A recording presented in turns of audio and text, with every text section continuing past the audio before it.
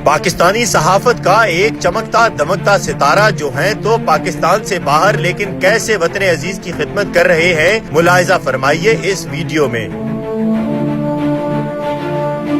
पाकिस्तान का शुमार दुनिया के उन चंद ममालिक में होता है जहां सहाफत के पेशे को खतरनाक तरीन पेशा समझा जाता है। आज हम जिक्र करेंगे ऐसे ही एक सहाफी का जिन्होंने अपने सहाफती करियर का आगाज पाकिस्तान से किया और आगाज में ही इस बात का फैसला कर लिया कि चाहे कैसे भी नामुसाइब हालात हों, चाहे मेरा लिखा हुआ किसी को पसंद आए या ना आए, लेकिन मैं अपनी ईमानदारी से काम करूंगा और अपने पेशे के साथ पूरा इंसाफ करूंगा। आपके कॉलम्स और आपकी तहरीरें लोगों में आज भी बेहद मकबूल है। शायद उसकी सबसे बड़ी वजह यह है कि आप जो भी लिखते हैं वो दिल से लिखते हैं और आपका लिखा हुआ हकायक पर मबनी होता है। इरफान सिद्दीकी साहब पिछले कई सालों से जापान में मुकीम हैं, जहां वो पाकिस्तानी कम्युनिटी की खिदमत में हर लम्हा कोशां हैं। आपकी किताबें जापान नामा, याराने वतन और पाकिस्तान से जापान तक लोगों में बेहद मकबूल हुई। न सिर्फ ये बल्कि इनकी सहाफती खिदमत को सराहते हुए हुकूमत जापान ने इन्हें जापान के सरकारी अवार्ड से भी नवाजा।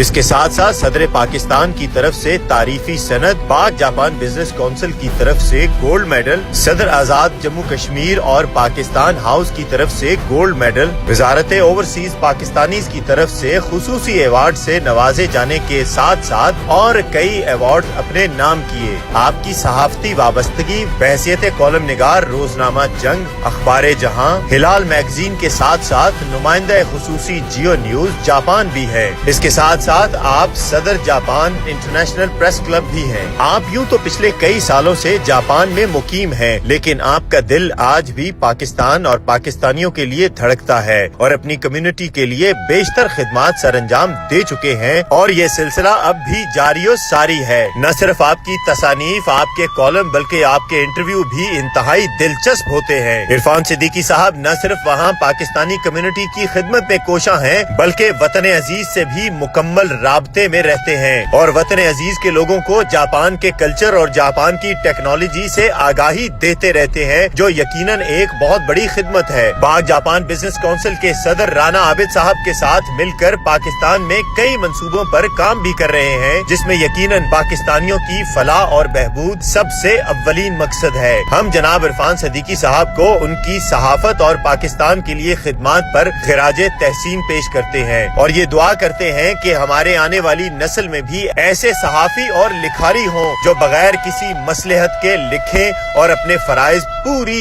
ईमानदारी से सरअंजाम दें। अहमद फराज साहब ने अपनी मशहूर नज़म मुहासरा में जो लिखा, उसके चंद आखिरी अशार शायद इरफान सिद्दीकी साहब जैसे सहाफी के लिए ही हैं। मैं कट गिरूं या सलामत रहूं, ये यकीन है मुझे कि ये हिसारे सितम कोई तो गिराएगा। तमाम उम्र की ईजा नसीबियों की कसम, मेरे कलम का सफर राएगा न जाएगा।